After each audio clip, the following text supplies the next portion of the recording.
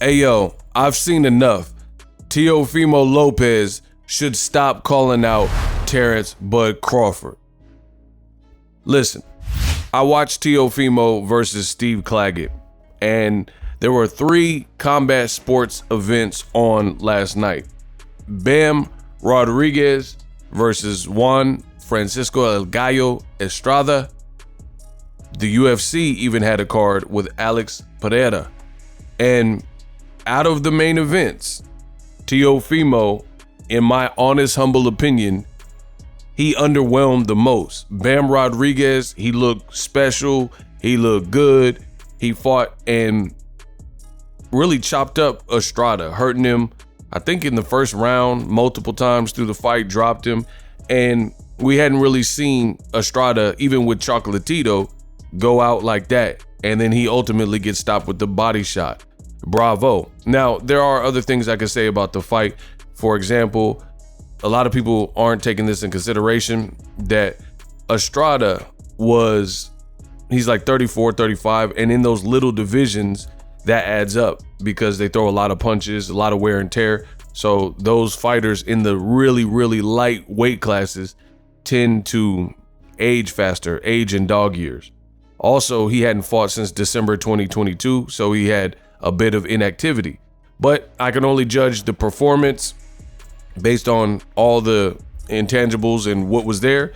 Bam Rodriguez dazzled, because there's other people who've faced veterans and didn't look that good. So credit to Bam Rodriguez. Alex Pereira, he obviously did his thing in the UFC, hurt his man at the buzzer beater with like a left hook, and then he ended up stopping him pretty much the first kick and the first strike that he threw in the second round. Teofimo, on the other hand, he was in with, out of the main events of combat sports yesterday, he was in with the worst opposition. Top Rank fed him a guy. What do I mean by fed? They fed him a guy to get the taste out of the fan's mouth, because Teofimo really should have lost his last fight to Jermaine Ortiz. So what the Top Rank matchmakers did is they put him in there with somebody that Teofimo wouldn't have to search for. Because Jermaine Ortiz, if you watch that fight, Jermaine Ortiz was very mobile. He was boxing, he was moving, he was frustrating Teofimo Lopez. So Top Rank literally went to the exact opposite side of that spectrum. A guy who wasn't going to move, a guy who doesn't have that type of ring IQ, power, speed, athleticism, size like Teofimo. Plus, Teofimo had fought Jermaine Ortiz in the amateurs, so Ortiz knew him and knew him well, and Ortiz lost in the amateurs, so he made some adjustments.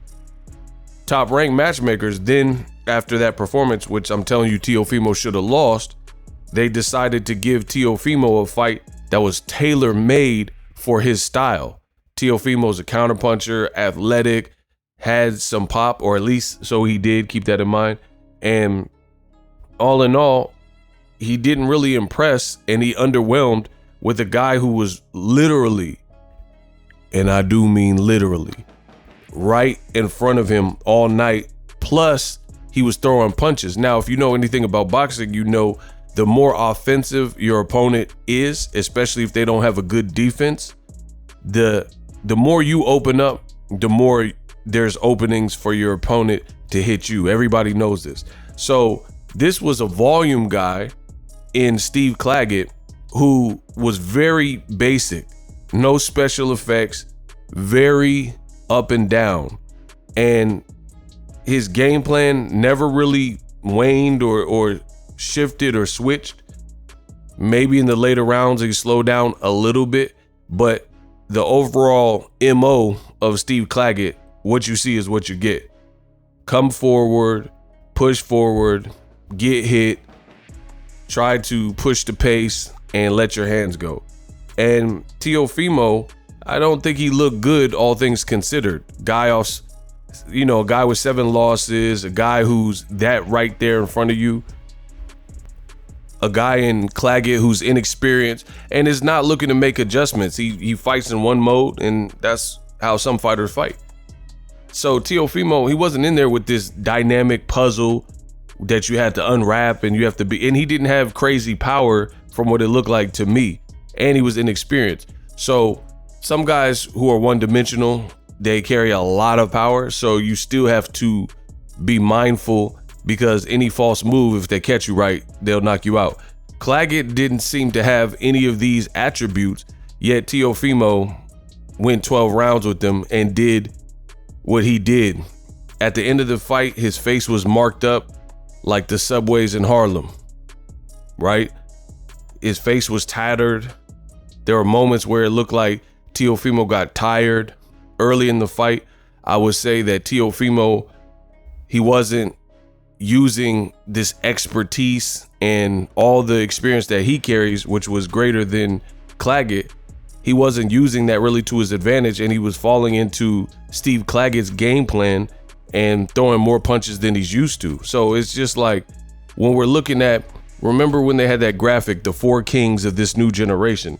To me, Tank Davis is clearly the best. He's the most consistent. He's the most reliable. He's dynamic, and Tank has special effects. If you fall asleep at the wheel with Tank Davis, you'll probably get knocked out, right? If you make a subtle mistake, there's no other person in that crop of fighters where, in that 4 kings or whatever they were talking about of this generation, there's no one else like Gervonta Davis in that crop, including Shakur, Devin Haney, Teofimo, Ryan Garcia, all of them, where if you make one false move, then it's lights out. Ryan Garcia has a lot of power, but Devin Haney was concussed and still went 12 rounds with him. And then Ryan, of course, had that positive test. Shakur Stevenson, Devin Haney, no.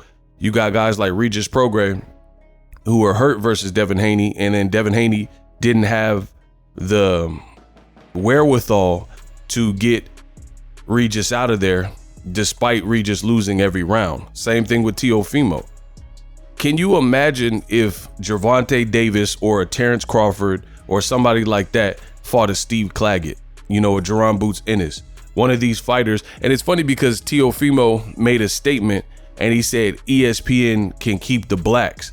But here, let me tell you this, the blacks that he's referring to, or that he was referring to, many of them would have done better. Like, for example, even though Abdullah Mason is a lightweight, I firmly believe if he moved up 5 pounds and Abdullah Mason were to fight Steve Claggett, the fight is not going 12 rounds, because he's too powerful, too explosive, too surgical.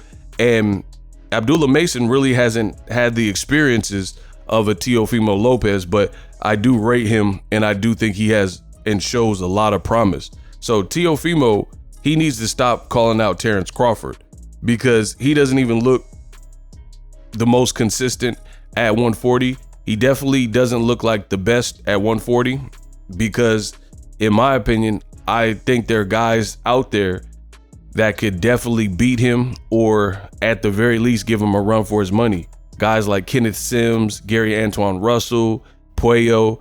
I mean, he was really in there with the Steve Claggett going life and death. And that's not a shade to Steve Claggett, but some fighters are what they are, and he didn't have a lot of experience and he had a lot of losses. I expected so much more. So when we're talking about Terence Crawford, we're talking about a God tier category of fighter who's definitely special and is at a higher weight class. So if you can't impressively eliminate a Steve Claggett with 7 losses and no experience and no power, then I don't ever want to hear you talk about Terence Crawford at a higher weight class. Crawford's about to fight a guy at 154, a champion, Israel Madrimov. Of course, we have to see. That's a pretty dangerous fight, but we got to see how it plays off. But he's still attempting that. So where would you even fight Crawford? And whether it was 47 or 54, your power looks very muted at 140. It doesn't look like the spicy power and the Heisman knockout and Fortnite dance power that Teofimo exuded at 135. I don't know what has changed, but some guys are like that, where if you had these special dynamics like athleticism or power, and then you keep moving up, then your power gets a bit muted and you're not the same fighter. Versus a guy like Andre Ward. Andre Ward never relies solely on power. right? So he's able to make the transition from 168 to a 175 and still get stoppages and still acquit himself well because he's a technical, fundamental fighter with heart, will, and experience. Teofimo looks like an athlete to me. He looks like an athletic guy that's pretty good, but he's not consistent. Teofimo is the definition of fighting down to your competition. If he fights a Josh Taylor, Lomachenko, he usually looks a bit better. But that's concerning because you shouldn't be fighting down to your competition. Like, hey, if they give me a Steve Rolls, I'm going to look like versus a Steve Rolls, but then I'll make it count versus the bigger names. Kobe Bryant didn't play games like that, right? And I'm talking about great athletes. Kobe Bryant didn't care if he was playing the Raptors, the Nuggets, the Celtics, whether it was a team rival or not. He's trying to lace you and dump buckets on you. You know what I mean? So that's what I believe in. And these new fighters, Gen Z fighters, sub 30-year-old fighters, they really got to get that under control because the performances from a lot of these guys have been inconsistent. The fighters of yesteryear were never like that.